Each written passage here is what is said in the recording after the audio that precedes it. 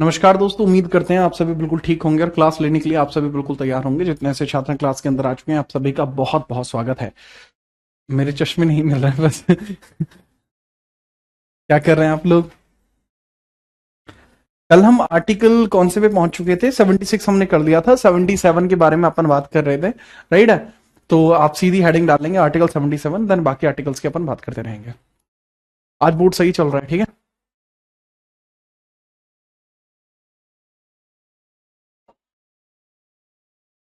Article 77, article 77 की हम बात कर रहे हैं। तो बाबू, आर्टिकल 77 की हम पूरी की पूरी चर्चा करेंगे और ये आपको बहुत जरूरी समझना होगा, ठीक है? चलो क्या आपको इसका मतलब जानना है और क्या इसका मतलब होगा, तो उसके ऊपर हम संपूर्ण चर्चा करेंगे और मुझे नहीं लगता कि उसमें आपको किसी प्रकार की कोई भी समस्या मैं आपको आने दूंगा, ठीक है? चलिए, आर्टिकल 77 के अंदर बताया गया है आपके मंत्री परिषद के कार्यों का उल्लेख, मंत्री परिषद के कार्यों का उल्लेख, के कार्यों का उल्लेख, मंत्रिपरिषद के कार्यों का उल्लेख तथा जो भी मंत्री परिषद हो गया उसके कार्यों के उल्लेख की चर्चा की गई है। कार्यों का उल्लेख तथा उनके मध्य कार्य व व्यापार का विभाजन, उनके मध्य कार्य व व्यापार का विभाजन, कार्य व व्यापार का विभाजन, व व्यापार का विभाजन आपको देखने को मिल जाएगा। तो इसको कैसे लिख सकते हैं? मंत्रिपरिषद के कार्यों का उल्लेख, expansion of council of ministers, council of ministers, expansion of council of ministers and division of their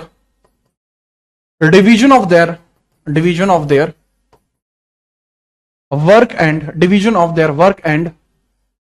trade, उनके व्यापार और उनके कार्य का विभाजन कुछ इस प्रकार से इसके अंतर्गत किया जाएगा। Let I make it clear to you, मैं इसको आपके लिए स्पष्ट कर देता हूं कि भाई मंत्रिपरिषद के जो भी कार्य होंगे उनका उल्लेखीकरण यहां पर है, उनके व्यापार का विभाजन यहां पर है और ये सभी चीजें बिल्कुल एग्जैक्ट हैं, एक्यूरेट हैं। मुझे नहीं लगता कि इसमें कोई भी समस्या आपको होगी, ठीक है? चलो समझते हैं थोड़ा और।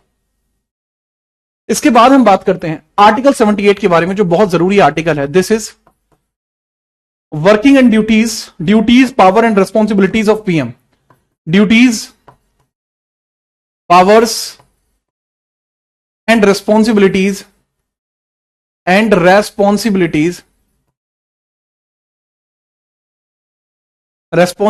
of PM, कि भाई प्रधानमंत्री की ड्यूटीज, पावर और उनकी रेस्पॉन्सिबिलिटी के बारे में थोड़ा सा आप हमें बता दीजिए। फटाफट से आप बताइए कि भाई इसके कर्तव्य, इसकी शक्ति, इसकी जिम्मेदारियों का उल्लेख, जिम्मेदारी का उल्लेख यहां पर बताया गया है, जिम्मेदारी का उल्लेख यहां पर बताया गया है। थोड़ा सा हम इसके बारे में बात करते हैं, ठीक है?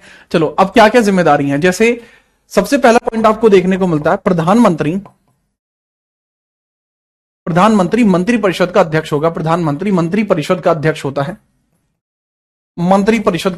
है, अध्यक्ष होगा। तो PM will be the head of, PM will be the head of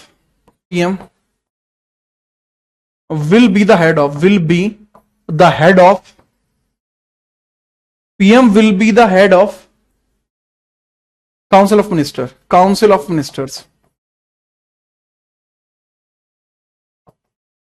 कि भाई काउंसिल ऑफ मिनिस्टर्स का ये हेड होगा। क्या होगा भाई जी? काउंसिल ऑफ मिनिस्टर्स का हेड होगा, ठीक है? चलिए, सर बुक में नहीं है आर्टिकल 77, जो बुक है बुक के अंतर्गत आप देखेंगे ड्यूटीज ऑफ पीएम के आगे इनका उल्लेखीकरण किया गया है। उससे अगले वाले पेज पे देखो, मैंने बुक के अंदर आर्टिकल 77 बताया हुआ है। वो मेरी बुक है, मुझे पता है ना, ठीक है? तो आगे बढ़ते हैं। प्रधानमंत्री मंत्रिपरिषद का अध्यक्ष होगा, पहला पॉइंट है। दूसरा पॉइंट है कि जो प्रधानमंत्री मंत्रिपरिषद और पीएम के मध्य की कड़ी होगा। मंत्रिपरिषद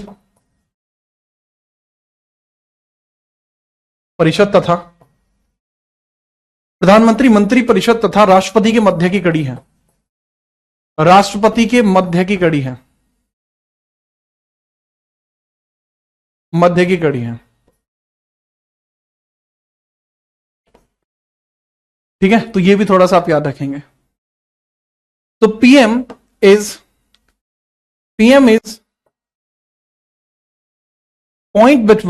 point between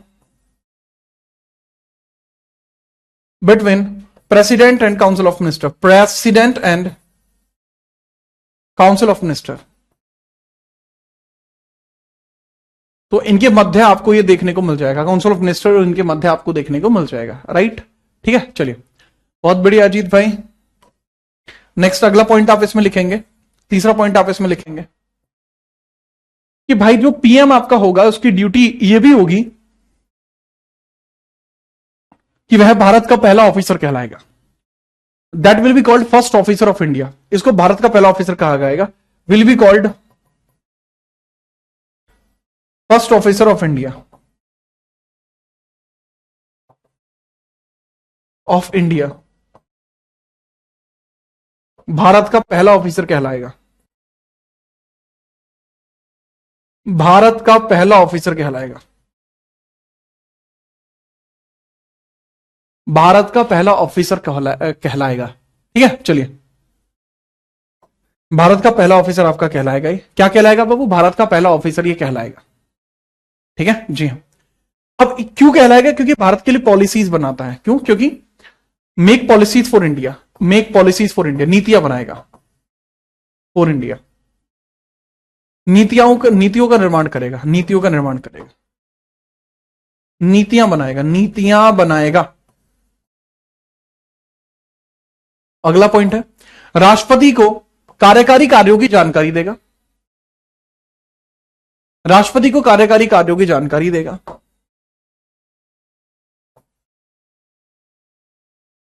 राष्ट्रपति को कार्यकारी कार्यों की जानकारी देगा, कार्यों की जानकारी देगा, जानकारी देगा, कार्य देगा। ठीक है, राष्ट्रपति को जो कार्यकारी कार्य है उनकी जानकारी देगा। Give information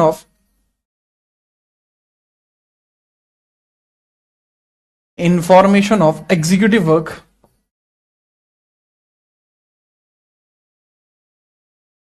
give information of executive work to president.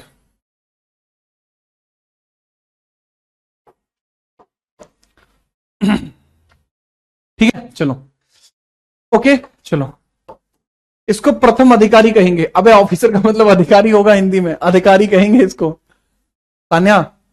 ठीक है, इसके बाद 6वें नंबर का पॉइंट है, ये कुछ प्रमुख आयोगों का अध्यक्ष होगा, कुछ प्रमुख स्थानों पर अध्यक्ष होगा, कुछ प्रमुख आयोगों का अध्यक्ष होगा, कुछ प्रमुख आयोगों का अध्यक्ष होगा, आयोगों का अध्यक्ष, आयोग का अध्यक्ष होगा, आयोग का अध्यक्ष होगा। यानी ये होगा बाबू अध्यक्ष कुछ प्रमुख आयोग का, यानी कि चेयरमैन ऑफ सम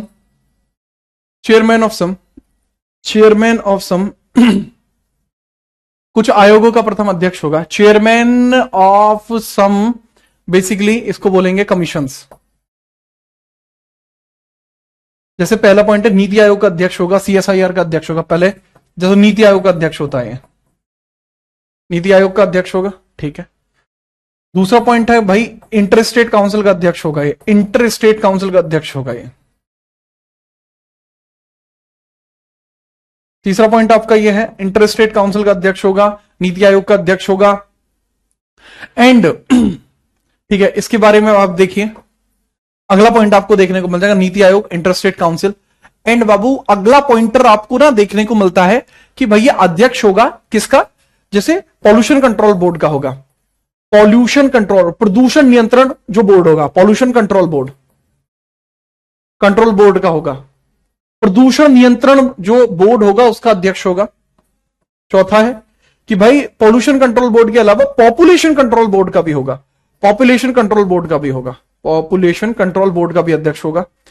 पांचवा है बाबू, ये सीएसआईआर का अध्यक्ष भी होगा, सीएसआईआर का हेड भी होगा, और वाइल्ड लाइफ प्रोटेक्शन हेड भी होगा। ये वाइल्ड लाइफ प्रोटेक्शन हेड होगा, प्रोटेक्शन हेड भी आपको देखने को मिल जाएगा, वाइल्ड लाइफ प्रोटेक्शन हेड भी आपको देखने को मिल जाएगा कि भाई वाइल्ड लाइफ प्रोटेक्शन का हेड होगा। राइट है, तो इसको कृपया करके लिख लीजिए, देन हम आगे बढ़ते हैं। कृपया करके इसको लिख लीजिए, देन हम आगे बढ़ते हैं। फटाफट से बताओ, फटाफट लिखिए, देन हम आगे बढ़ते हैं बिना परेशानी के।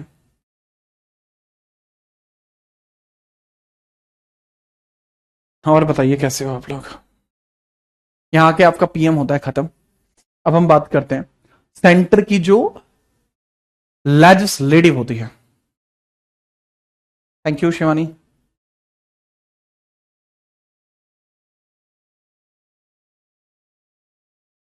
द लेजिस्लेटिव ऑफ सेंटर,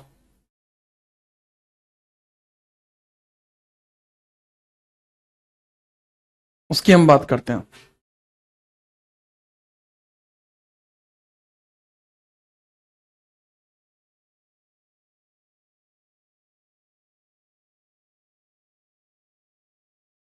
ठीक है बाबू, दीपा इसको नोट कर लो।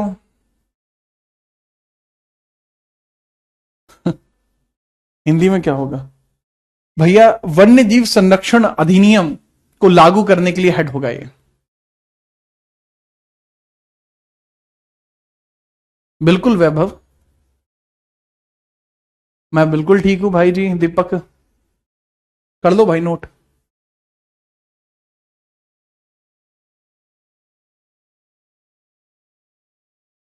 पॉलिटी के कोर्स को कंप्लीट होने में टाइम लगेगा, हलवा नहीं है भाई जो मैं 2 दिन में खत्म कर दूंगा। मैंने पहले बताया था, मैं ऐसे पढ़ाता हूं, दोबारा ना पढ़ना पड़े। तो अगर आपको कम पढ़ना है तो आप यूट्यूब पे किसी से और से भी पढ़ सकते हैं, कोई समस्या नहीं है बाबू। पर ऐसा पढ़ो दोबारा पढ़ना ना पड़े, टाइम लगता है अच्छी चीजों को होने में। पॉइंट जब नोट हो जाए तो लिख लेना आर्टिकल 79, या उससे पहले लिख लेना केंद्र में विधायिका। इकोनॉमिक्स का क्या हुआ उस पर मैं देख रहा हूं यार। मैं इकोनॉमिक्स के पेड क्लासेस को मैं फ्री करने के विचार में हूं।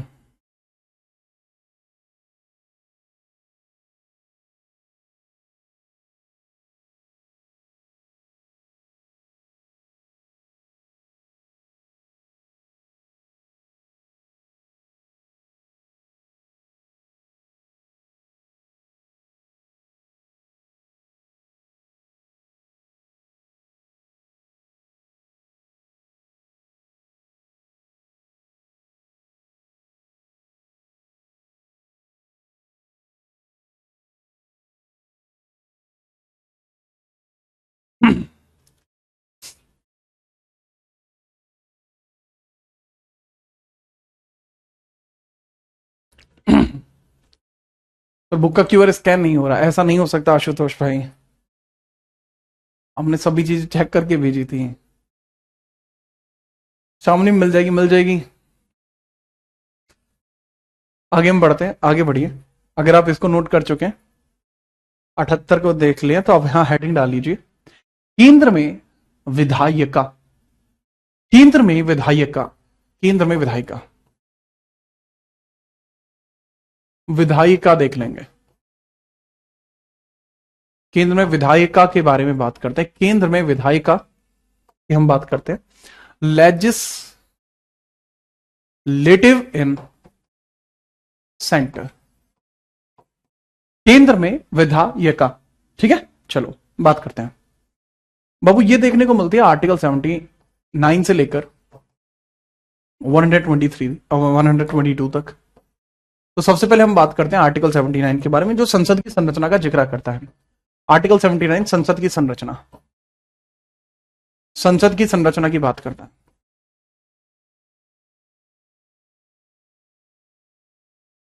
संसद की संरचना की बात करता है। Structure of parliament, structure of parliament, parliament,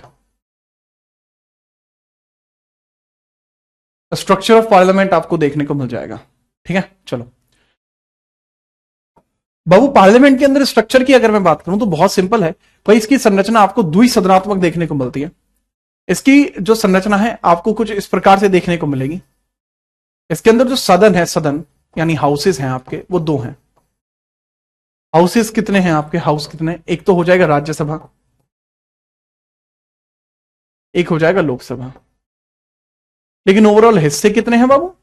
overall हिस्से आपको देखने को मिलते हैं कि राष्ट्रपति भी इसी में संकलित होगा, प्रेसिडेंट भी इसी के साथ संकलित होगा। जो राज्यसभा से रिलेट करता है, राज्यसभा से रिलेट करता है, इधर लोकसभा से रिलेट करने वाले पर्सन देखने को मिल जाएंगे।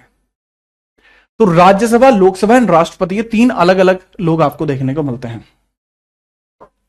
बहुत ध्यान से हम समझाते हैं कि इसके अंतर्गत मैटर है क्या। बाबू हमारे यहां सदन कितने हुए? एक सदन, दो सदन, दो सदन हो गए। इसको क्या बोलेंगे? द्विसदन पद्धति। तो भारत में द्विसदन पद्धति को ब्रिटेन से लिया गया है।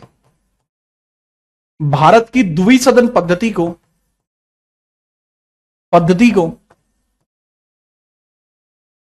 ब्रिटेन से लिया गया है। ब्रिटेन से लिया गया। Bicameralism taken from Britain, bicameralism taken from Britain, taken from Britain. Bicameralism taken from Britain, bicameralism कहां से लिया गया? ब्रिटेन से लिया गया है। ठीक है, चलो तो इसके बारे में थोड़ा सा ध्यानपूर्वक समझना। बाइकैमरलिज्म कहां से लिया गया? ब्रिटेन से लिया गया है। इसके बारे में समझते हैं संपूर्ण बातें, और कि चलो बाइकैमरलिज्म तो ब्रिटेन से आपने ले लिया, इसी के बारे में अभी अपन और चर्चा करेंगे। बात को समझिए और समझने का प्रयत्न कीजिए, बात को समझिए और समझने का प्रयत्न कीजिए। देखते हैं हम आगे। नमस्ते।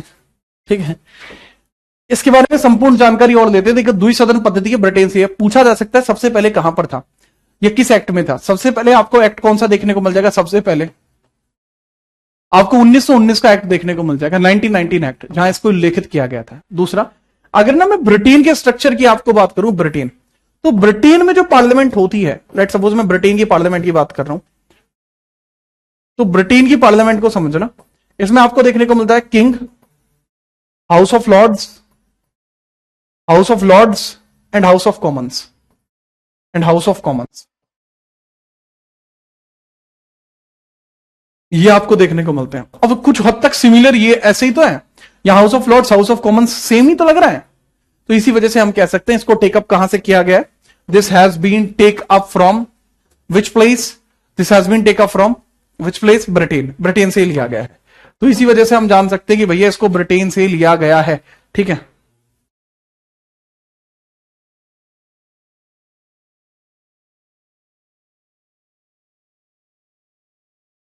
ठीक है, चलो सब मोनार्की देखने को मिले। नहीं नहीं नहीं, किंग मोनार्की का हिस्सा नहीं है, किंग बाइकैमरलिज्म का हिस्सा है।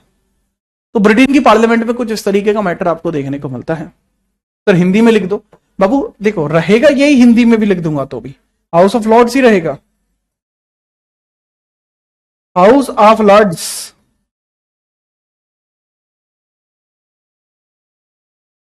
ये रहेगा हाउस ऑफ कॉमन,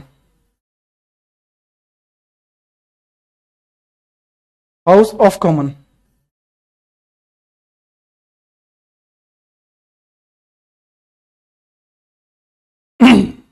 ठीक है, तो थोड़ा सा याद रखना, इन दोनों ही चीजों के बारे में थोड़ा थोड़ा आप याद रखेंगे। मुझे नहीं लगता कि कोई इशू आपको आएगा, वहीं से हमने इसको अडॉप्ट करा। अब जो आर्टिकल 80 है वो इसके बारे में व्याख्या करता है, और आर्टिकल 81 है वो इसके बारे में व्याख्या करता है। अगले पेज में मैं आर्टिकल 80 को बताता हूं, देन मैं 81 को। क्यों? क्योंकि राष्ट्रपति को हम ऑलरेडी डिस्कस कर चुके हैं। इसके लिए आर्टिकल 52 से लेकर 62 में जगह है, वो हम ऑलरेडी पढ़ चुके हैं। फटाफट बताओ, कोई दिक्कत हो तो बताइए, अगर कोई दिक्कत है तो, नहीं तो हम आगे बढ़ते हैं।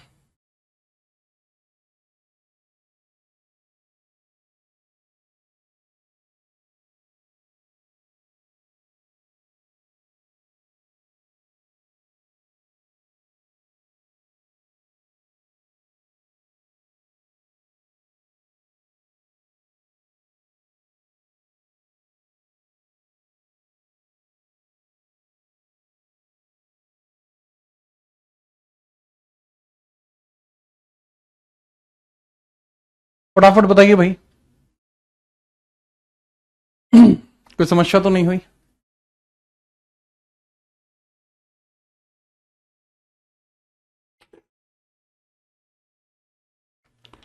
बात आई समझ में?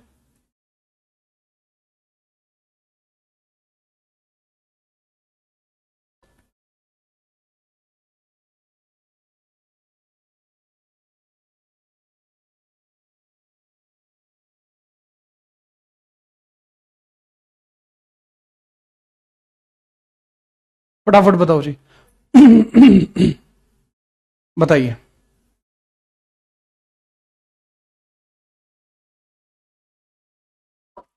आगे देखते हैं, अगर ये आपने लिख चुके हैं। इसके बाद हम बात करते हैं आर्टिकल 80 के बारे में, देन आर्टिकल 81 के बारे में बात करेंगे। सर द्विसदन पद्धति एक बार मुझे बता दो बाबू, द्विसदन पद्धति का मतलब क्या होता है? जहां पर दो अलग अलग सदन हो, जैसे एक लोकसभा हुआ, एक राज्यसभा हुआ, तो ये दो अलग अलग सदन हो गए, यही द्विसदन पद्धति है।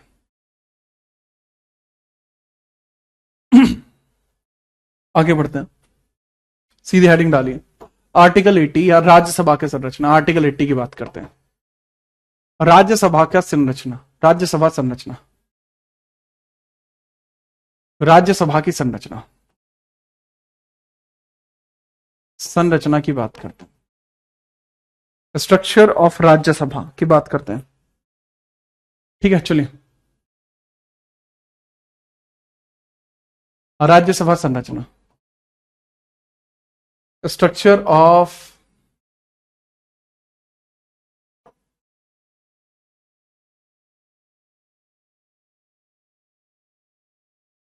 राज्यसभा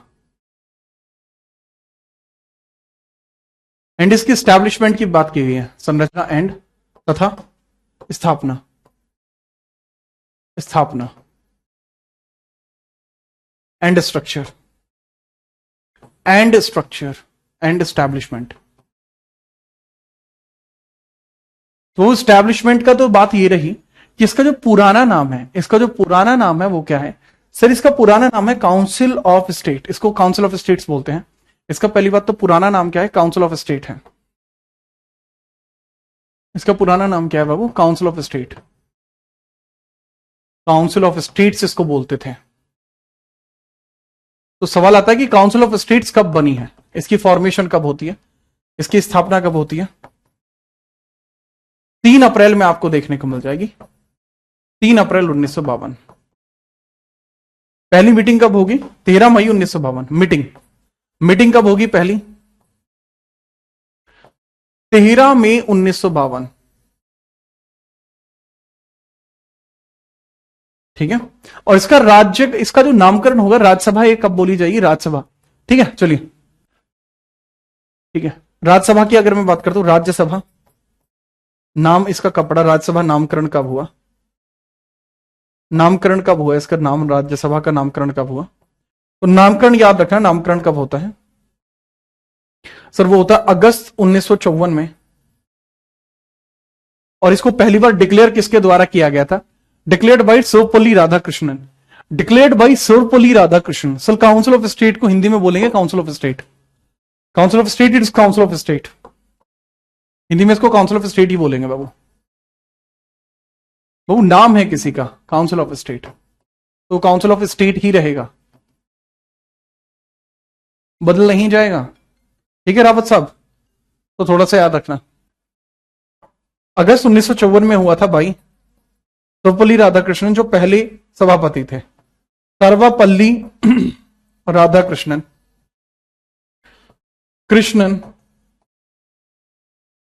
जो आपको स्पीकर देखने को मिल जाएंगे, पहले सभापति देखने को मिल जाएंगे, पहले सभापति आपको देखने को मिल जाएंगे, पहले सभापति थे जो आपको यहां देखने को मिल जाएंगे, पहले सभापति। कोई दिक्कत है? चलिए, ठीक है, तो ये आपको कुछ पॉइंटर्स देखने को मिलते हैं इसकी स्थापना से रिलेटेड। ठीक है, ओके। अब इसकी संरचना की अगर हम चर्चा करें, संरचना, तो संरचना के बारे में आपको पता लगता है कि इसके अंदर अधिकतम सदस्य कितने हो सकते हैं? अधिकतम सदस्य आपके कितने हो सकते हैं सर? अधिकतम सदस्य इसके अंतर्गत हो सकते हैं बेसिकली 250, वर्तमान में कितने हैं? 245, 245 हैं। और इनमें से 12 सदस्य राष्ट्रपति चुनता है, राष्ट्रपति चुनता है। और बचे हुए सदस्य, जैसे यहां तो 238 बचेंगे, यहां तो 233 बचेंगे, या ओवरऑल भी जैसे बचते हैं 238, जैसे यहां भी 12 का और 238 का होगा ना हिसाब किताब। तो इसको कौन चुनेगा? इसके लिए इनडायरेक्ट इलेक्शन होंगे, इनडायरेक्ट इलेक्शन। मतलब क्या हुआ? अप्रत्यक्ष चुनाव, चुनाव इनके लिए होगा, अप्रत्यक्ष चुनाव इनके लिए होगा। अब यह अप्रत्यक्ष चुनाव कैसे होता है कि जिस क्षेत्र में से भी चुने जाएंगे वहां के विधानसभा सदस्य और लोकसभा सदस्य उनके लिए वोट करेंगे। सांसद और विधायकों के द्वारा चुने जाते हैं भाई, एमएलए और एमपी इनको चुनते हैं, तब जाकर ये चुने जाते हैं। बात आती है कि राष्ट्रपति के द्वारा 12 सदस्यों को चुने जाने का प्रावधान कहां पर है? आर्टिकल 80 के दूसरे क्लॉज में लिखा गया है 12 सदस्य राष्ट्रपति द्वारा, 12 सदस्य राष्ट्रपति द्वारा चुने जाएंगे, राष्ट्रपति द्वारा। आज तारीख कितनी है यार? तारीख कितनी है आज? अच्छा, 12 सदस्य किसके द्वारा चुने जाएंगे? राष्ट्रपति के द्वारा चुने जाएंगे। 80 के 3 में क्या लिखा हुआ है कि जो 12 सदस्य चुने जाएंगे, कला, साहित्य, विज्ञान या लोक कल्याण से जुड़े हुए पर्सन होने चाहिए, लोक कल्याण से जुड़े हुए लोग होने चाहिए। कहां कहां से होने चाहिए? या तो आर्ट से हो, लिटरेचर से हो,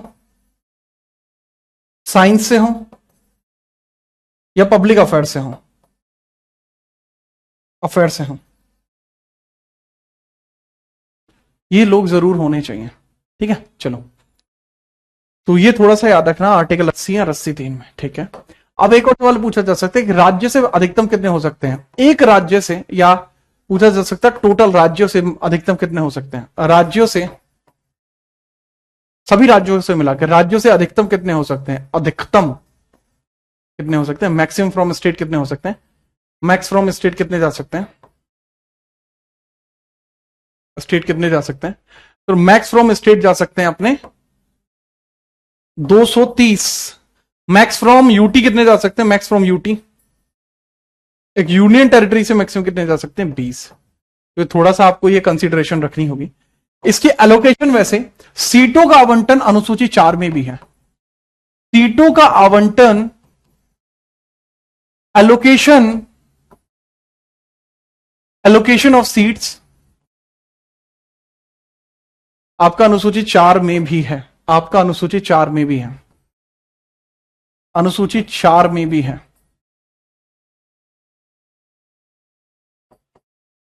4 में भी देखने को मिल जाएगा, एलोकेशन ऑफ सीट्स इन अनुसूची 4। ठीक है, चलिए,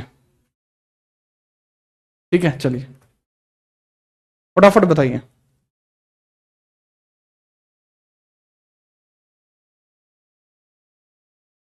3 जून है ना आज?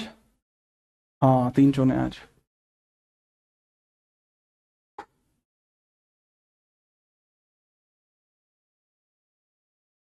वही राज्यसभा की पूरा ब्यौरा है, राज्यसभा को फटाफट से छाप मारो।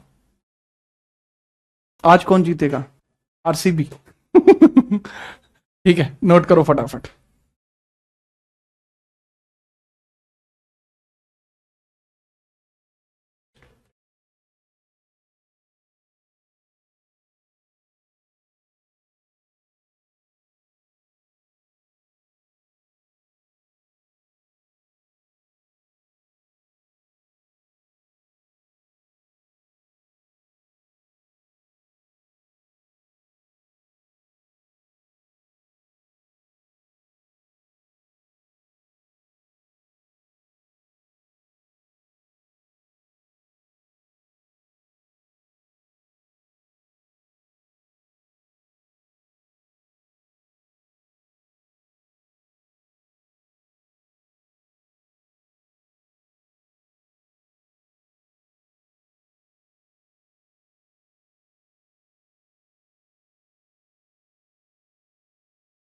बताइए।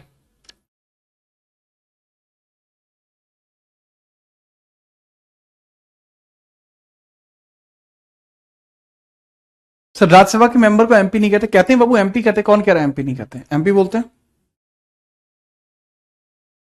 80 का 3 का बताओ बाबू।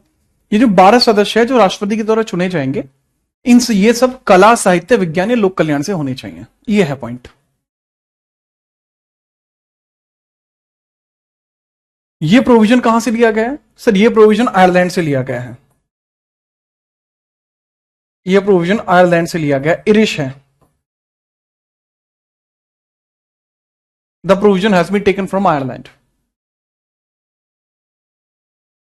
याद रखिएगा।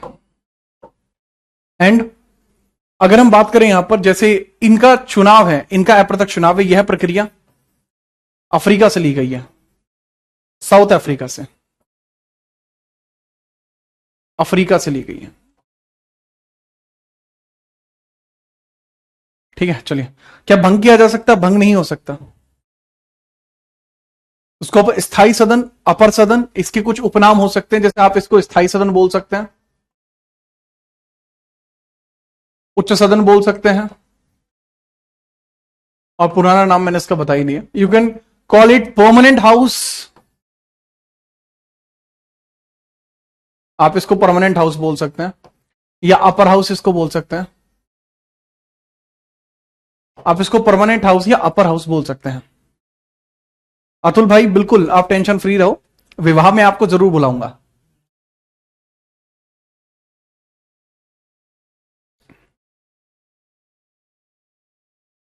क्या भाई? हाँ भाई लाडले, क्या हाल है? बाप बगी दिया था।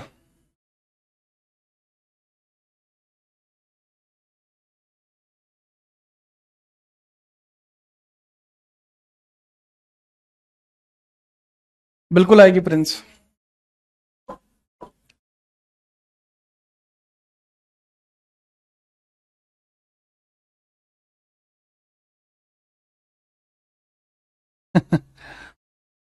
हाँ भाई, आपको विवाह में जरूर बुलाऊंगा शुभम भाई। और बताओ, आगे बढ़ते हैं आप। अगर ये आपने नोट कर लिया, सीधा डालिए लोकसभा। अभी अपन लोकसभा की बात करते हैं। आर्टिकल 81 लोकसभा, आर्टिकल 81 लोकसभा, लोकसभा की बात करते हैं। लोकसभा की हम बात करते हैं। लोकसभा की संरचना व स्थापना, structure and establishment, structure and establishment, and establishment.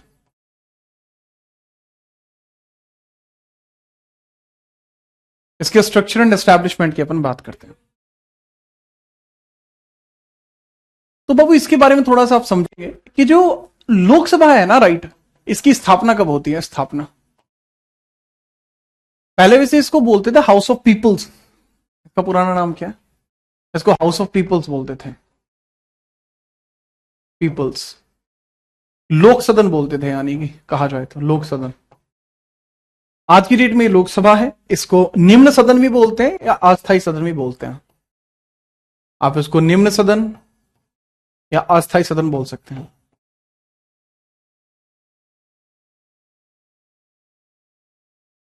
Temporary house या लोअर हाउस, ठीक है, चलिए, ये आप बोल सकते हैं।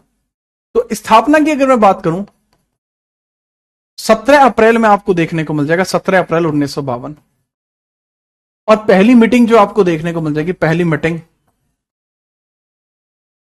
जो आपको देखने को मिल जाएगी, उसको समझिएगा, वो आपको देखने को मिल जाएगी 13 मई 1952। 13 मई 1952, ठीक है, चलिए। इसकी पहली मीटिंग होती है। इसका नामकरण, लोकसभा नामकरण,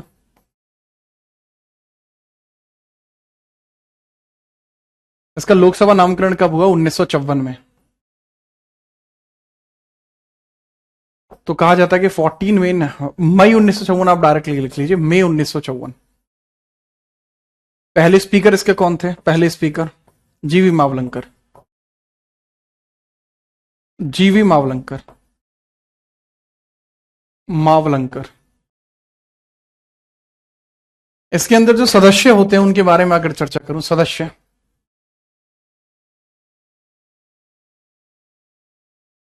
अधिकतम होते हैं कितने? 552। वर्तमान 543 है। 543 है। वर्तमान सबके लिए ही चुनाव हुए हैं,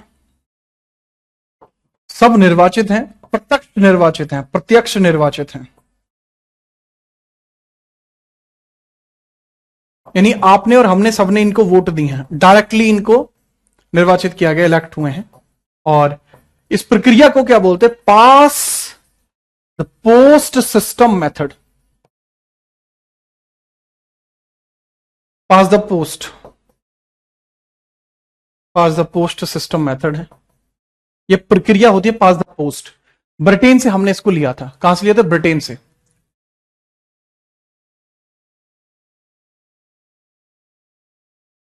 कहां से लिया था? ब्रिटेन से हमने इसको लिया था। We took it from Britain. We took it from Britain. कहां से लिया है? ब्रिटेन से हमने इसको लिया है। नेक्स्ट अप अगर हम बात करते हैं, उसको समझिएगा। आर्टिकल इसी के बारे में कि भैया प्रत्यक्ष निर्वाचन है, डायरेक्ट इलेक्शन है। पहले क्या होता था? इसके अंदर दो सदस्य एंग्लो इंडियन हुआ करते थे। पहले क्या था? पहले दो आंग्ल भारतीय को राष्ट्रपति चुनता था, दो आंग्ल भारतीय राष्ट्रपति चुनता था, राष्ट्रपति चुनता था, राष्ट्रपति द्वारा। दो एंग्लो इंडियन जो होते थे उनको राष्ट्रपति चुनता था, एंग्लो इंडियन।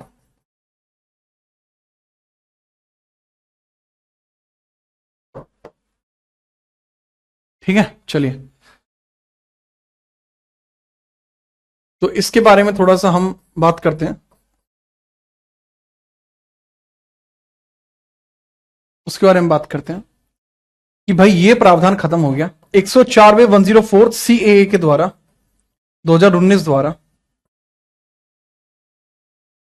समाप्त कर दिया गया है। ये समाप्त कर दिया गया है। ये जो प्रावधान है समाप्त कर दिया गया 2019 104वें सीएए द्वारा समाप्त कर दिया गया है। प्रावधान समाप्त, समाप्त। The provision has been abolish.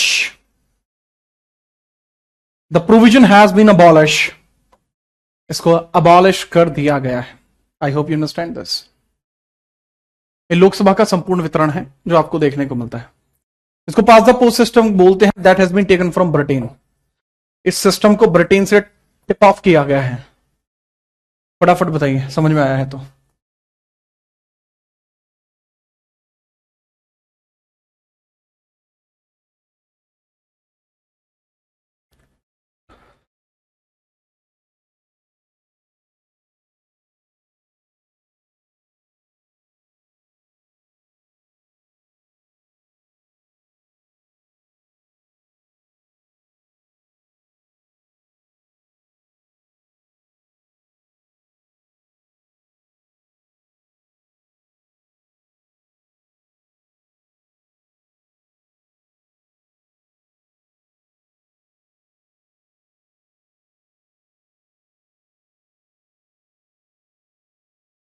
ठीक है, चलिए। थैंक यू अजय भाई।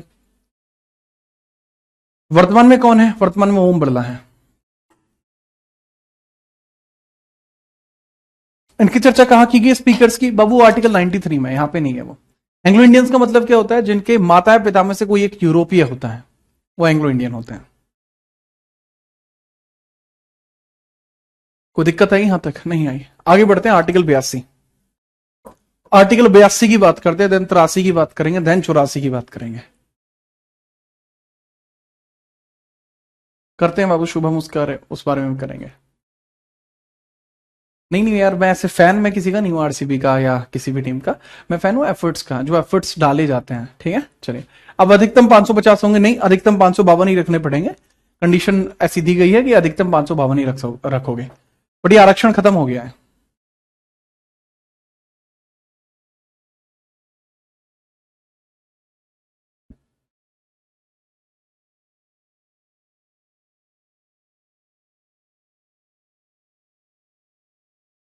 देखते हैं वैभव उसमें क्या इशू है, देख लेंगे उसको भी।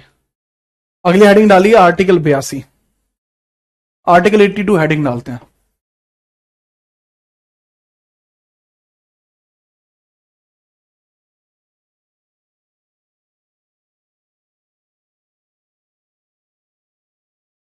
आर्टिकल 82 की हम बात करते हैं। लोकसभा का कार्यकाल, यह है सदन का कार्यकाल, सदन का कार्य, हाँ नहीं नहीं नहीं, इसमें आप लिखेंगे प्रत्येक जनगणना के बाद, प्रत्येक जनगणना के बाद,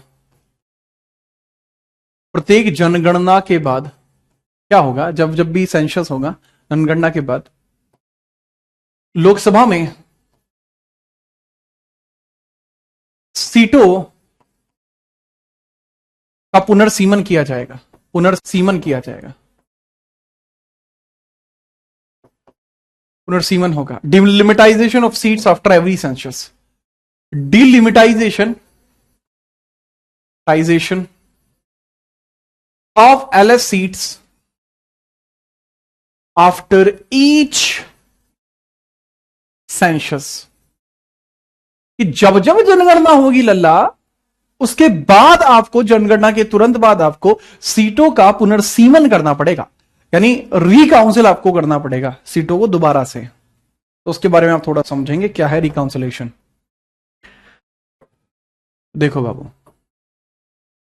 पॉइंटर आप बनाना, ये जो इसका मतलब क्या हुआ, जैसे जब जब पॉपुलेशन सेंसस होती है हमारी, जो हर 10 साल पे होती है, तो लोकसभा की सीट निर्धारित होंगी, जैसे काफी टाइम पहले हो भी चुकी हैं। एग्जाम्पल के लिए, जैसे आपकी दूसरा संशोधन जब हुआ संविधान में, दूसरा संशोधन 1952, तो उसमें क्या किया गया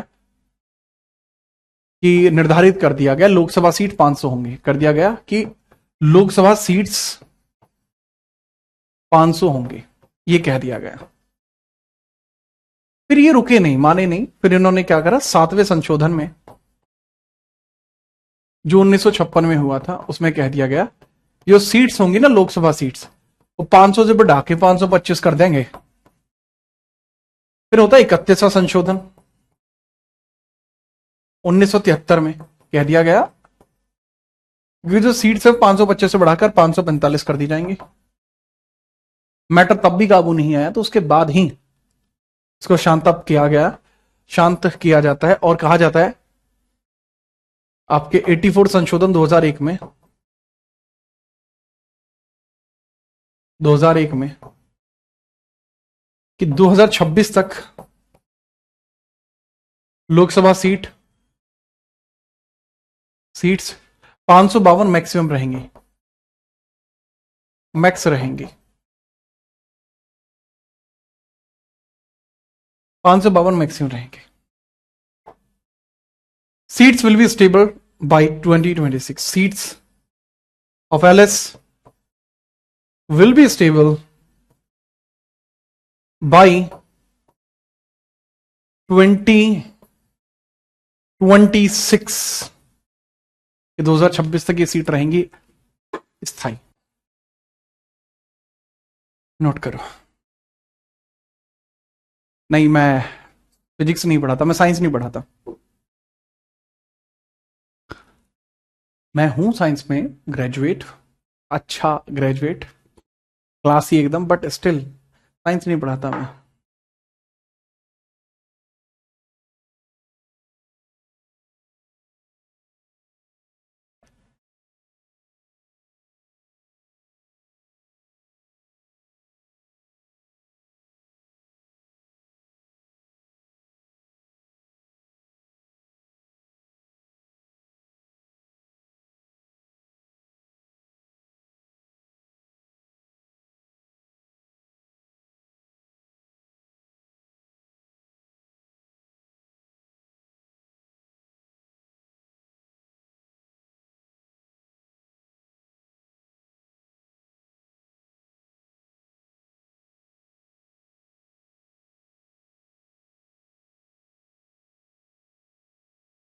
करें भाई आगे। Thank you Vikas. पॉलिटी को कैसे याद करें यार, रिवीजन से याद हो पाएगा, 2-4 बार रिवीजन करेंगे हो जाएगा। नाउ हम बात करते हैं आर्टिकल 83 के बारे में, जो इनके टेन्योर्स के बारे में बात करेगा। देन 84 के बारे में, जो इनके अन्य चीजों के बारे में बात करेगा। ठीक है, चलिए। गोल्ड भाई, गोल्ड। अब डालेंगे article 83, tenure of parliament house, tenure of houses, tenure of parliament houses, संसदीय सदनों का कार्यकाल, संसदीय सदनों का कार्यकाल, कार्यकाल, संसदीय सदनों का कार्यकाल। ठीक है, 2026 के बाद क्या होगा यार? 2026 के बाद क्या होगा? रिकंसिडरेशन होगा, पुनः आपका क्या होगा कि पुनः उसका परिसीमन होगा। जैसे आपको देखने को मिलता है संसदीय सदनों के कार्यकाल के बारे में, आपको देखने को मिलते हैं 2 तरीके से आइटम। पहला आपको देखने को मिलता है क्या भला? राज्यसभा। दूसरा आपको देखने को मिलता है लोकसभा। अगर मैं बात बताऊं कि राज्यसभा स्थायी है, इसका विघटन नहीं हो सकता। राज्यसभा राज्यसभा का विघटन नहीं हो सकता, तो राज्यसभा का कोई कार्यकाल नहीं है, इसका कार्यकाल नहीं है कुछ भी। ठीक है, इसका विघटन नहीं होता, इसका विघटन नहीं होता, कांट डिसॉल्व।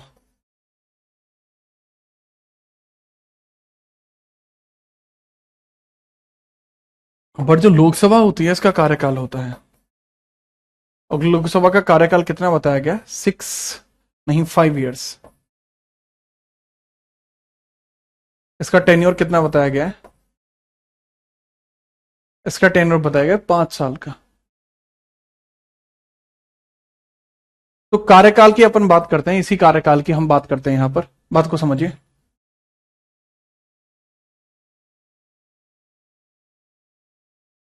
बताइए फटाफट से, देखते हैं, बिना परेशानी के हम देखते हैं। थोड़ा समझिएगा, but first the point is you have to understand this. कार्यकाल के बारे में हम बात करते हैं। ठीक है, तो थोड़ा सा समझने का प्रयत्न आपको करना है। कांट डिसॉल्व अप, लेकिन इसके जो सदस्य होते हैं, इसके जो सदस्य होते हैं, इसके जो मेंबर्स होते हैं, इसके जो मेंबर्स होते हैं उनका कार्यकाल कितना होता है? इसके जो मेंबर्स होते हैं उनका कार्यकाल कितना होता है? ठीक है, चलो। इसके मेंबर्स का कार्यकाल होता है 6 इयर्स का। क्यों? क्योंकि वो हर 2 इयर्स बाद 1/3 रिटायर होते हैं, और उतने ही नए आते हैं, न्यू आते हैं। इसके सदस्यों का कार्यकाल भी कितना होता है? इसके सदस्य कार्यकाल भी होता है, वो भी 5 इयर्स ही होता है। ठीक है, चलो, तो आज के लिए इतना ही रहेगा। फटाफट बताइए, कोई समस्या है तो? आज के लिए इतना ही रहेगा। बाबू, राज्यसभा का कोई कार्यकाल नहीं होता, राज्यसभा के सदस्यों का होता है। राज्यसभा का कोई कार्यकाल नहीं है, इसके सदस्यों का है। ठीक है, तो मेरे हैंड रिटन नोट कैसे मिल सकते हैं आपके? बाबू, हैंड रिटन नोट्स के ऊपर अपन काम कर रहे हैं, वो जल्दी आपको मिलेंगे, मैं बता दूंगा आपको कैसे मिल जाएंगे। ठीक है, टेंशन फ्री रहिए। चलो, आज के लिए इतना ही, तब तक के लिए जय हिंद, वंदे मातरम।